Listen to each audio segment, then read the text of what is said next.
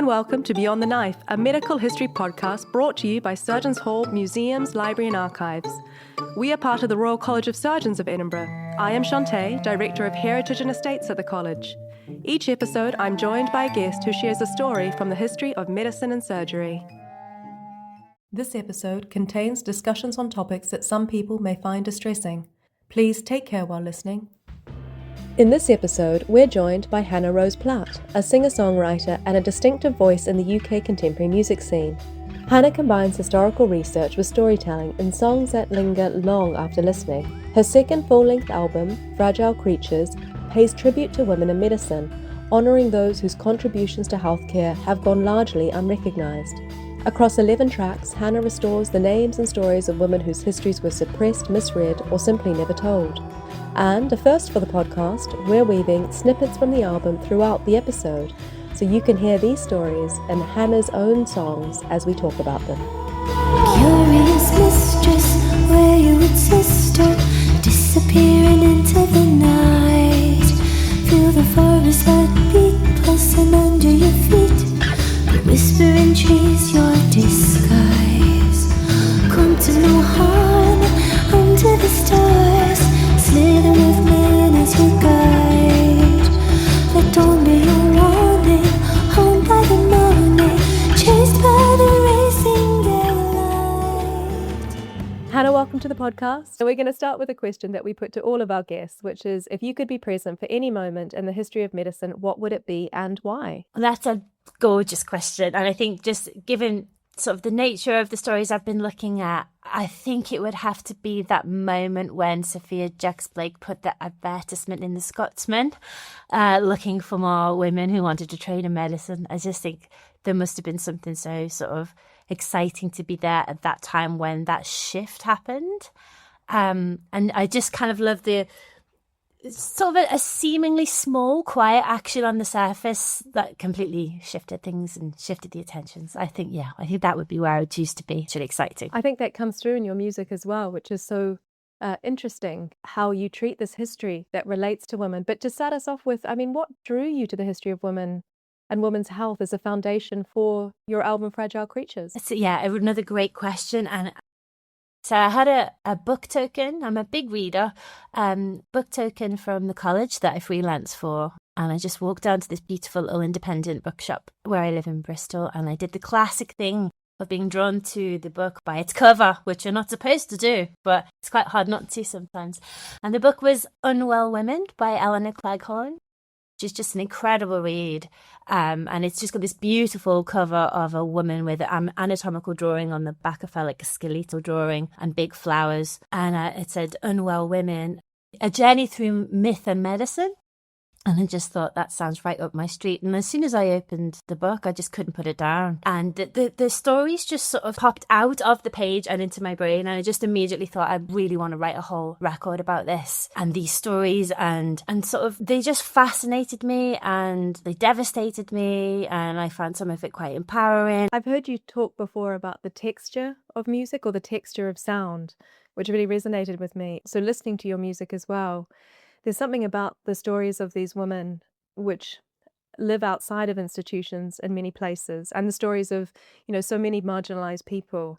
And the roots that you have in folk music really resonated there. So that idea that folk music is passed down hand to hand, and that the sort of texture of that, it just fits so well in so many ways with the stories that you're telling here. Yeah, that makes so much sense, isn't it? It's that age-old tradition of this is how we pass along stories through song form and the legacy. Candles at bent knees, fingers wound around a rosary, bleeding hard on every beat. Hannah, the title of your album, Fragile Creatures, where does that come from? So I struggled with whether to call it that. It was the patterns, the patterns I kept seeing were just this, century upon century, women being told that they were weak and unstable and fragile, when actually century upon century upon century, they were displaying nothing but resilience and persistence, determination. And yes, there's something slightly sarcastic in the title, which most people seem to have got that, which is good.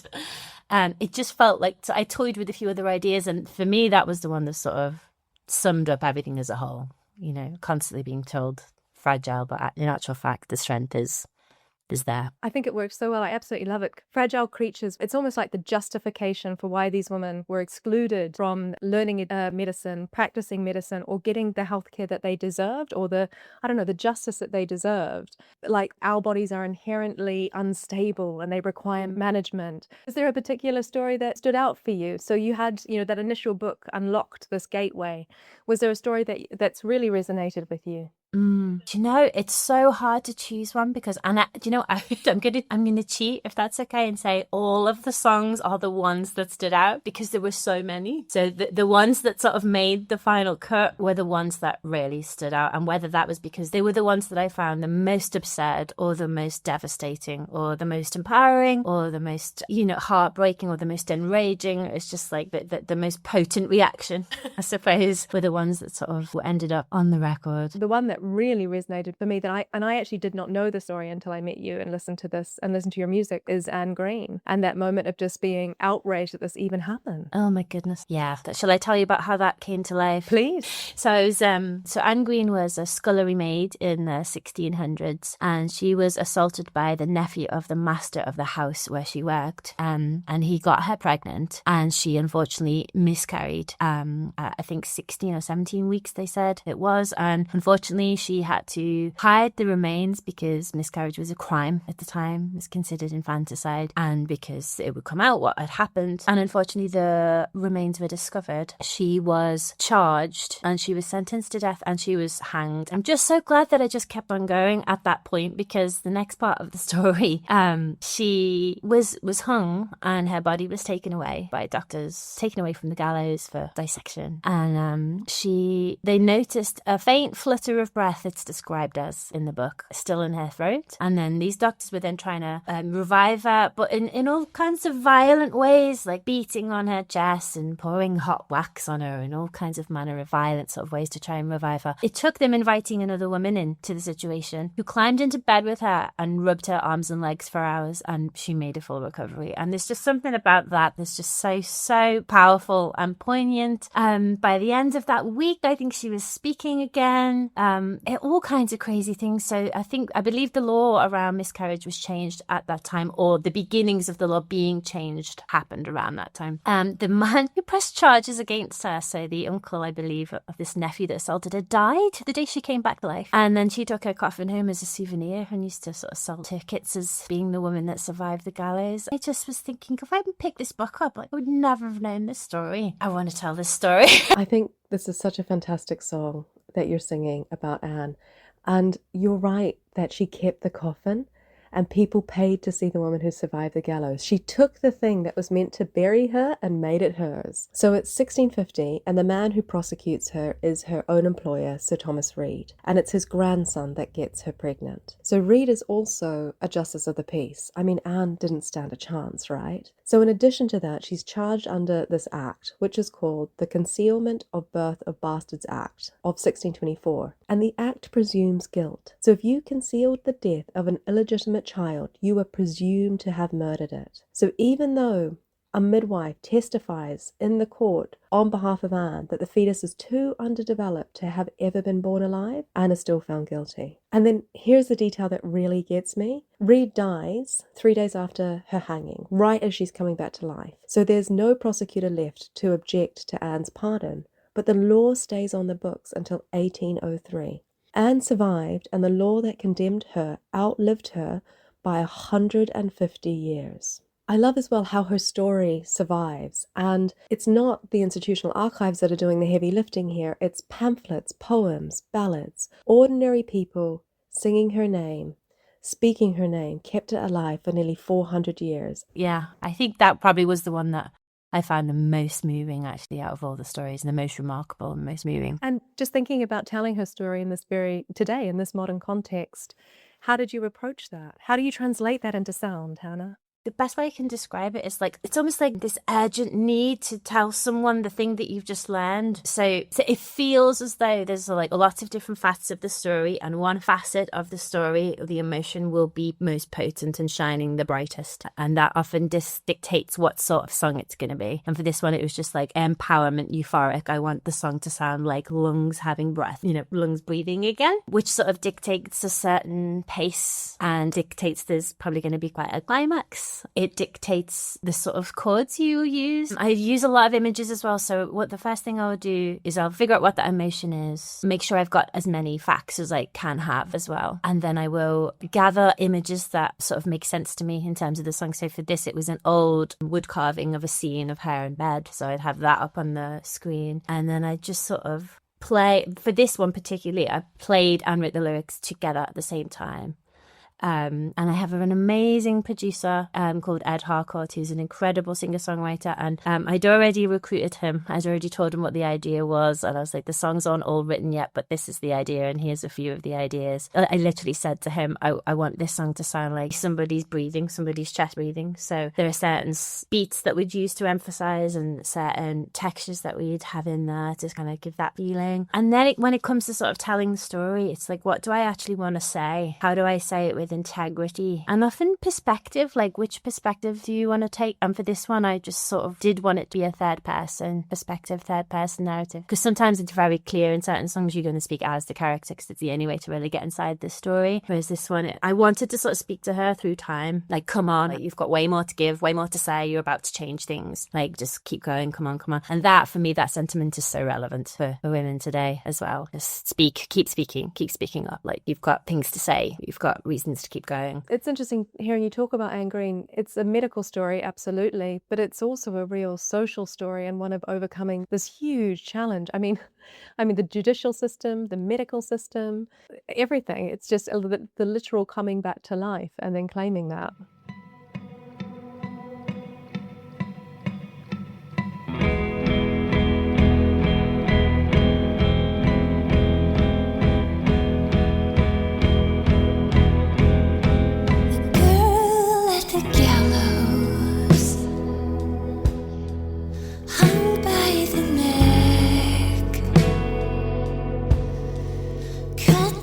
Disposed, resilient bones, rejecting your death. Faint flutter of breath, defied holy deliverance. Broken body resists, injustice too heavy for angels to lift. In the album as well, you have a very different song about the Edinburgh Seven. And obviously you spoke about Sophia Jex-Blake at the start, and I am right now sitting in Surgeons Hall, which was of course the location of the Surgeons Hall riot. But yeah, tell us about what inspired you so much about the Edinburgh Seven. Wow, so I remember coming across that part in the book. This was from Eleanor Clare Cohen's Unwell Women, and just seeing it like a movie in my head, because she writes so beautifully as well about their journey. But the one part of their journey that I wanted to capture, the snapshot, which is such a small slice of their journey, was the Surgeons Hall riot.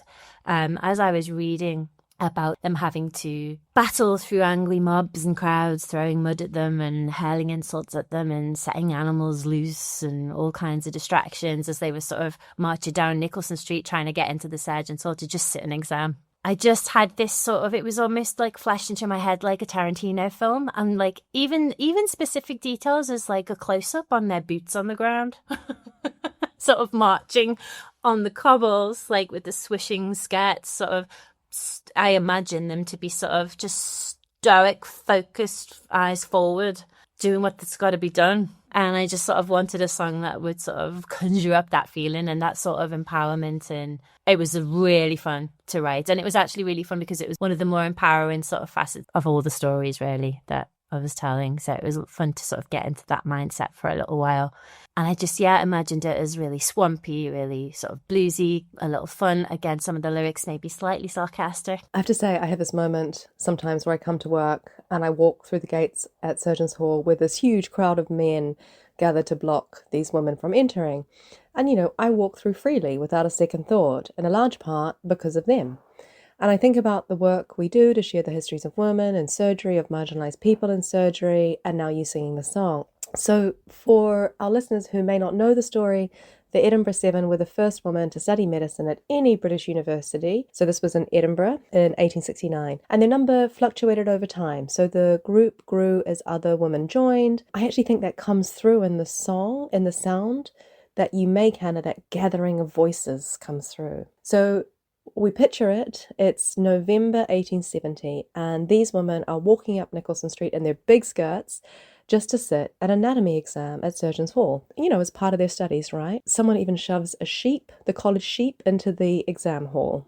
And the best part about this story is that they make it into Surgeons' Hall, they make it into the exam hall, and they sit the exam and pass. But here's the injustice that still stings. So despite passing their exams, the university refused to let them graduate. And many of them had to finish their degrees abroad. And it took until 2019, so 150 years later, for Edinburgh Uni to finally award them their degrees posthumously. Don't be fooled by the swish of our skirts under white coats. Mud sticks to fingers of those throwing dirt at petticoats.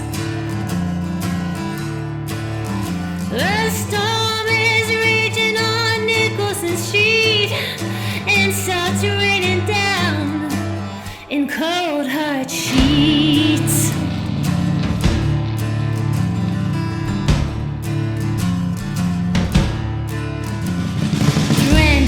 Downpour of furious, ungentlemanly wrath.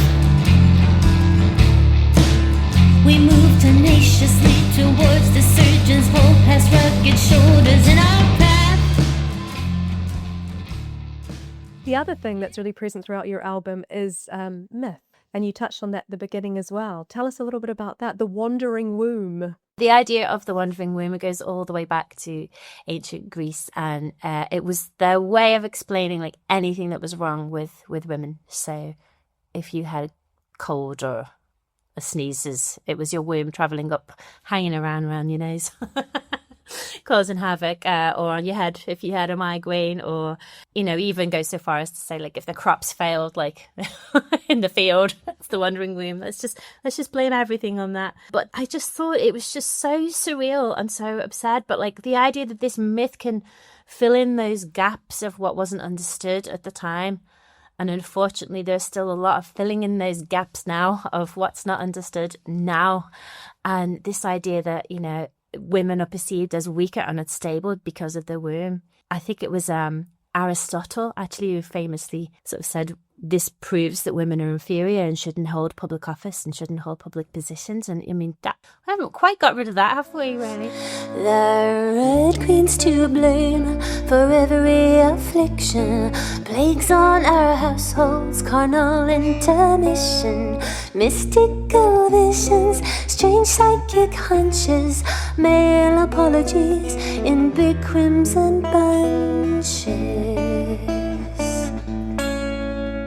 I was really curious about your decision to use the satire for the title of the song, so the Wandering Womb Ballet specifically, and because it conjures up this amazingly absurd but kind of wonderful image. Yeah, I think I'm a big fan of horrible histories. And I think we went a little bit horrible histories on this one without meaning to. I actually wrote this with my husband just after I'd finished writing Magdalene, which is one of the really harrowing songs on the record. And bless him, he was like, can you come out of your little cave and let's just set a timer for half an hour?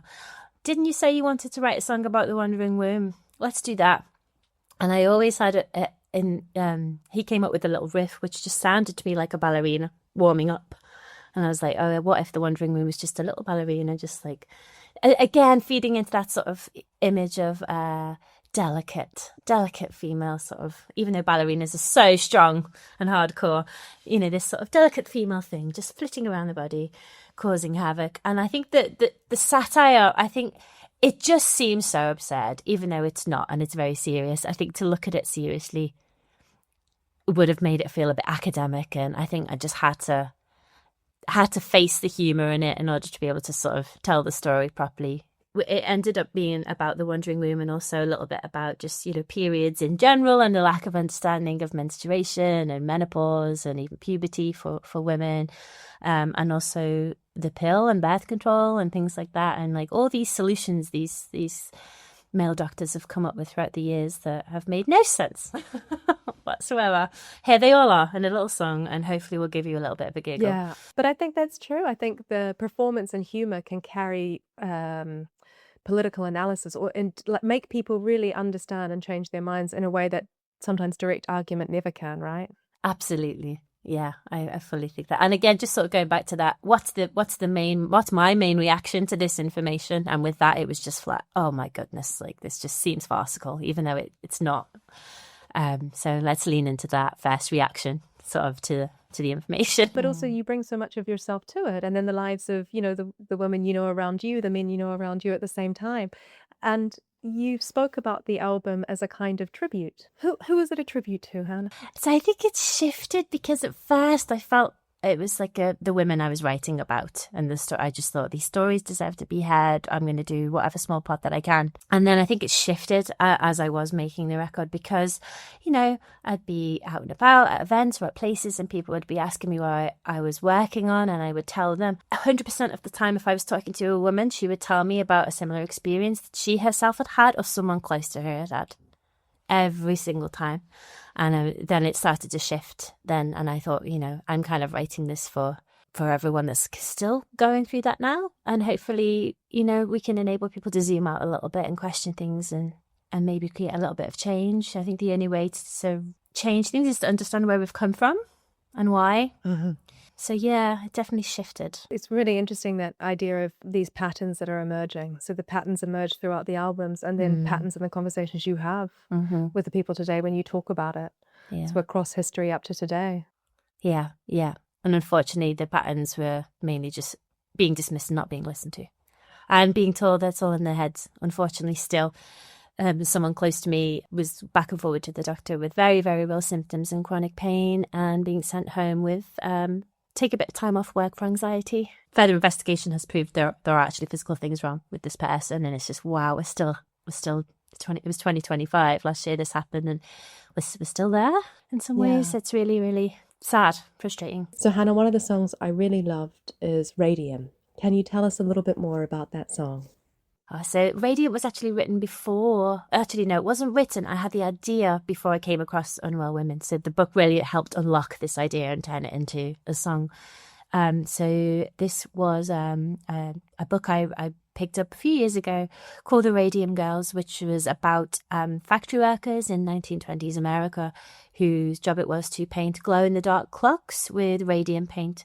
And they were explicitly told by their bosses to lick, dip, paint, so they could get a finer point on the brush, so they could do more clocks by the hour and get more money for the company. And they were incentivized by being paid on commission on how many clocks they would finish. They were told that the radium paint was good for them, that it made them glow from the inside out. A lot of them would wear it on their faces and go out in the evening. They were nicknamed ghost girls, which is horrendous when you know what later happened to them, as they would glow in the streets.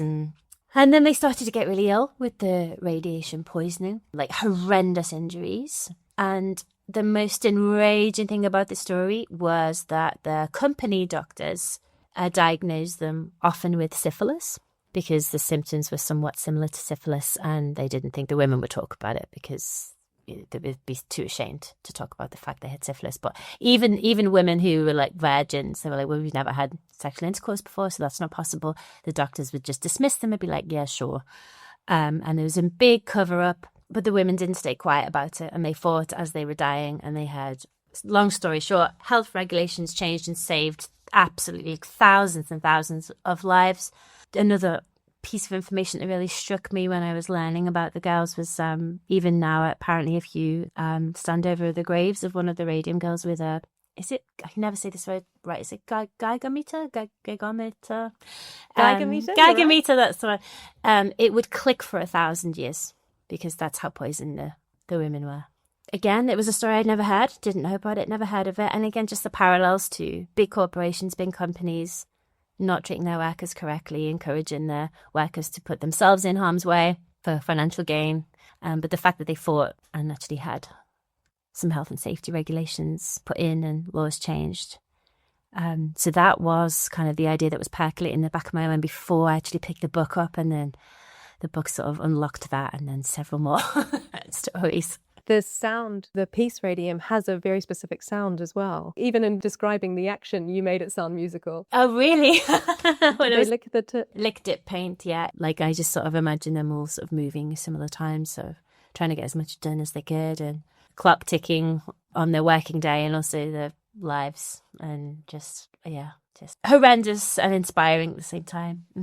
I think as well what comes through is the idea of some people's lives, but we're seen as less valuable than others. Mm-hmm. Yeah. And the fact that they actually changed, legislation to make all of us better. Mm-hmm. Hannah, if there's one thing you'd like us to take away about the history of women's health, the history of women, after hearing this album, what would you like it to be?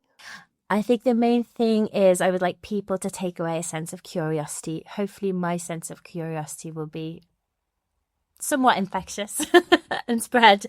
And for people to know these histories aren't so distant, and they're deeply human and in many ways still present. And I think if we can carry forward a little bit more empathy and awareness of these things, then that's really important, and it can only do us good. Absolutely. Thank you so much. You, this has Hannah. been the most lovely conversation. Thank you so much for inviting me. Radiant, you are radiant.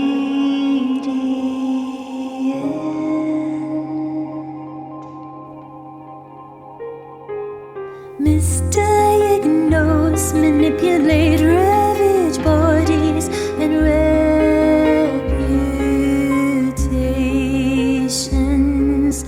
Good girls did as they were told, missold, murdered by misinformation. Radiant, you are radiant.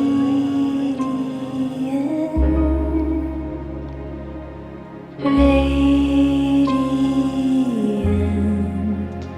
you are radiant.